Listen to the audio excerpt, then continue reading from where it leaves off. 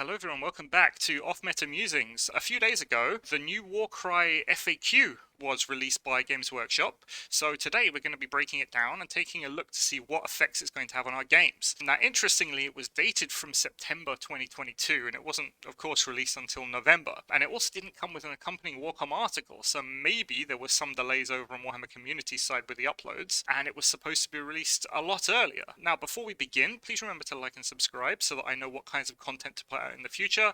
It really does help push the channel forward and decide on what we're going to be doing.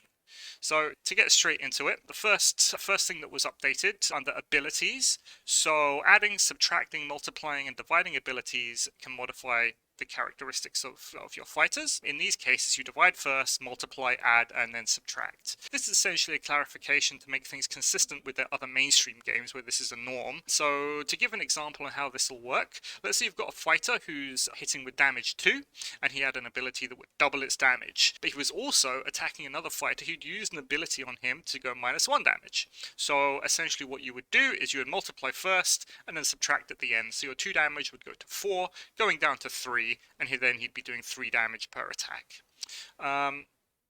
Now, probably the most important update in the document is this second one, a new box out under move actions. Let's just go through it. So moving under high terrain.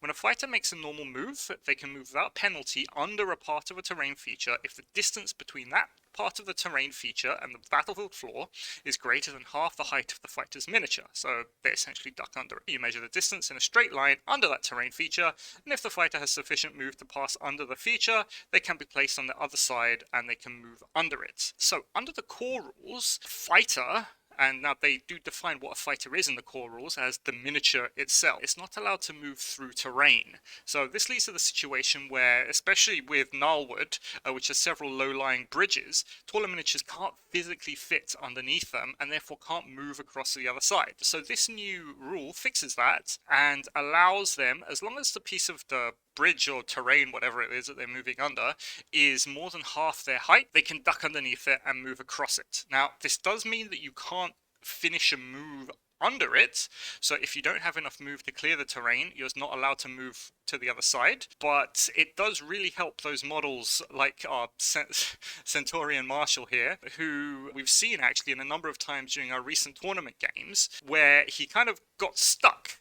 on one side of the Gnarlwood bridges and couldn't get to the other side, and it essentially keeps him out of the game for quite a while. We even had this come up with a White King, because he's got a particularly pointy hat. He wasn't able to get underneath the shortest bridges, and he was stuck on one side, and he couldn't get to the other sides during the game, which is quite funny. But yeah, now with these rules, he's happily able to move across, which is it's good news, I think. Good news for everybody. Next up, some rules add or subtract from the damage points allocated by hits and or crits from an attack action. In cases like this, does this apply to every hit and every critical hit scored by the attack action? And they're answering yes to this. It goes on to talk about sneaky stab and how it's worded specifically. But I believe that I don't think Games Workshop are answering the right question here. The question itself that has actually been raised by the community, and this was actually confirmed by the game developers that we spoke to during our last outing at Warhammer World, was if hits and critical hits count as the same thing for abilities that reduce the damage of ink. For example, the Nurgle Rotbringer's reaction, that reads, when your opponent goes to attack you, you can react, and you reduce the damage of all hits by 1. So the ruling up at Warhammer World was that it affects all hits and crits, whereas the wording on the rule itself just mentions all hits. So that's where I think they were going with this, but they didn't answer what we needed. The wording on abilities and how they're written is actually pretty clear, and it specifies when the damage points are added and subtracted. So it might be for the next attack action, it might be for the next hit, it might be until the end of the round, that kind of thing. So yeah, I don't feel that this question actually makes a whole lot of sense. But moving on, are fighters visible to themselves? No, they're not. It's mentioned in the main rulebook. Can I choose the user as a target with an ability that requires a target to be visible? Again, no, because they can't see themselves. Fighters in Warcry can't look down. They can't see themselves, their hands, their feet, which is interesting for them. Climbing stairs is a distance measured diagonally. So yes is the answer to this. I think this is a small departure from the core book where you measure the distances horizontally, but now they're basically telling you want to go upstairs, you measure the diagonal distance for the actual move that you're going. And lastly, split a fighter's attacks between different models when that fighter makes an attack action. They've answered no here, which again, it fits in what the core rulebook says, because you have to pick a target for your attack action, and essentially once you pick your target, all the attacks go to that target, and if it kills it, if it doesn't, you carry on. We go on, our reactions abilities. And no, they're not. That's also mentioned in the core book. If an ability allows another friendly fighter to make a bonus action, when is this bonus action carried out? Immediately. Yes, that's, again, another clarification. If an ability brings back a fighter that has been taken down, for example, Spectral Summon or Summon Undead,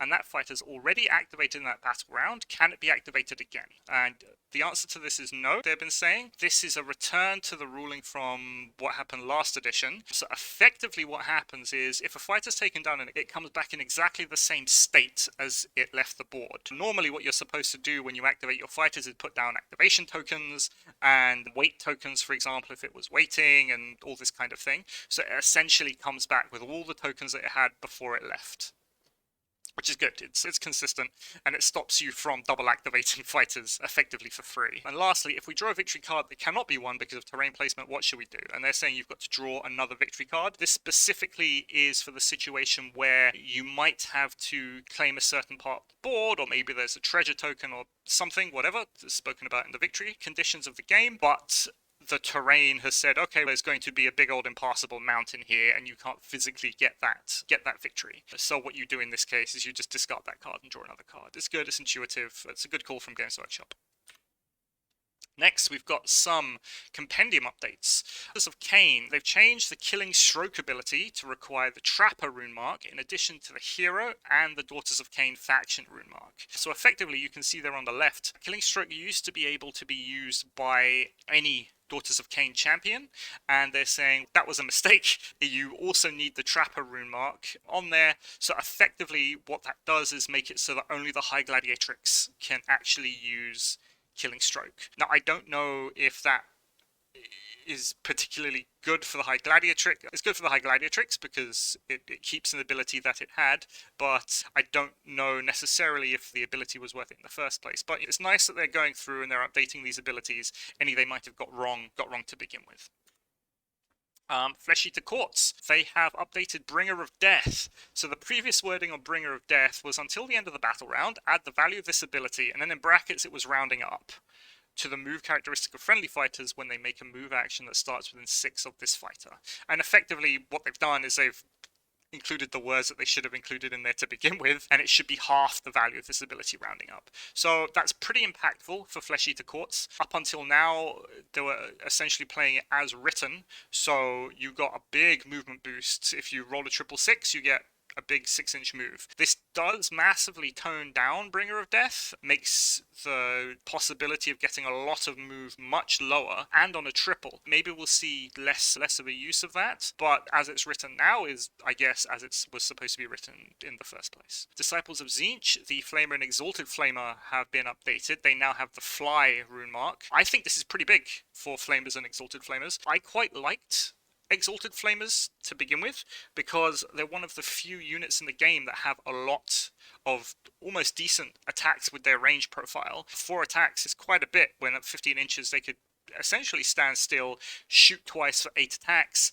get 9 or 10 damage onto the unit that they're shooting at. So I think that's pretty good. I don't necessarily know if you'd bring them in all your games. They're 220 points at the end of the day, but 8-inch move and fly with 25 wounds I think is something that could be very useful for Disciples of Tzeentch. Fyreslayers have lost 2 entries, and you're going to see why. So we've got the Volkite Berserker with Warpick and Sling Shield, and the Berserker with Hand Axe and Sling Shield. They both cost 65 points. They both have exactly the same profile. Effectively what they've done is removed both of these profiles and merged them into the one Berserker with Firesteel Weapon and Sling Shield. Don't even know why this was included in there, because it doesn't really matter, to be honest. I think this might be a bit of a wasted space in the compendium, because removing 2 profiles and adding 1 profile when they're all exactly the same anyway is a bit of a null addition. We've got Gloomspite Gitz. Their Spore Cloud reaction has changed. So what we're doing now is we're changing Spore Cloud to require the Scout rune mark instead of Agile. You can see the change on the left that they've made. So previously the only fighter that could use Spore Cloud was oddly the Squig Herder, because the Squig Herder is the only agile Gloomspite Gitz fighter, and now it's correctly going to be able to be used by the Spore Splatter Fanatic. It gives it a use now. It can use the ability that it's supposed to use, so it's it's just a quality of life, quality of life improvement here.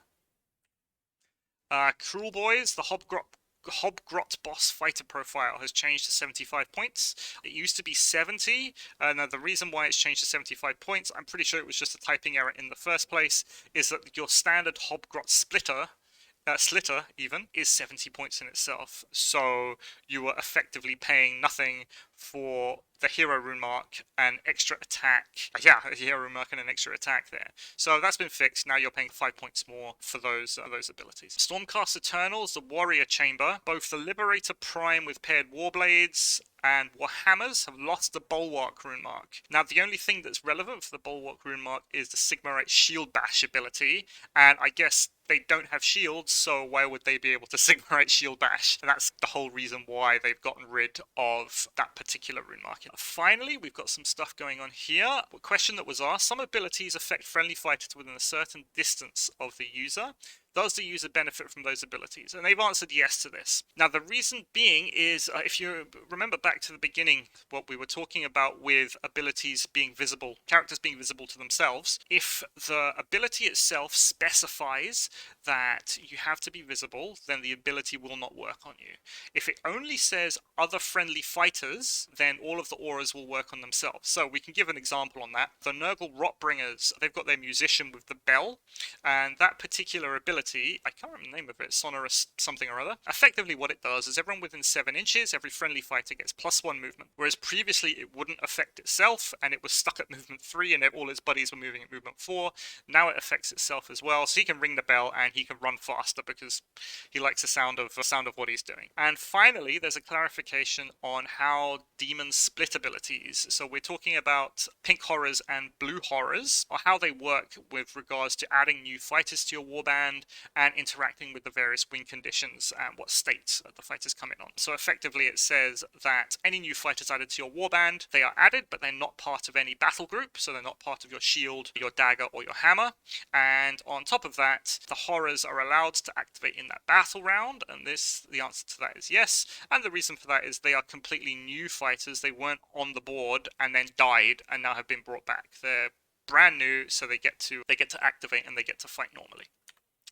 So, finally, you see the old Chimera here, I'll get to him in a second. There weren't many big things for the FAQ. It was more of a clarification on some minor points and some very small fighter updates to make them work as intended. There are still, I think, and the community thinks it seems, a number of questions that need to be answered. Like, for example, how damage reduction actually works if we remove damage from hits or crits or both or whatever. And we probably need to see a points adjustment document at some point in the future, because you do have factions like Soulblight Gravelords who from recent results seem very undercosted for their abilities, and probably on top of that an update to either Monster's Dragon Maul ability to make it shorter ranged, maybe less consistent, or again, going back to a points adjustment document, a big boost to the points of monsters in general to make that risk of taking one a lot higher during your games if you actually want to bring them. There's a lot of talk about the Chimera. It's doing very well in tournaments.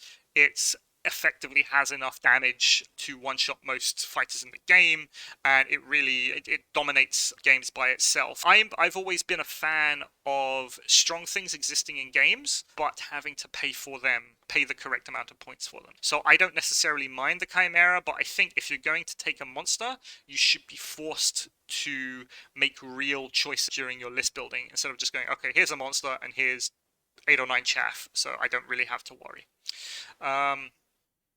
But yeah, that's it really. That's all my thoughts on that. Like I said, it was a pretty short FAQ and errata document. Hopefully we'll get some more going into the future, maybe after some more events have happened. On closing, thank you for watching. Please remember to like and subscribe. Let me know in the comments your thoughts on the FAQ and what questions you might have that you want Games Workshop to answer. And also if you're just happy with how Warcry is going so far. And yeah, so with that, I will see you next time.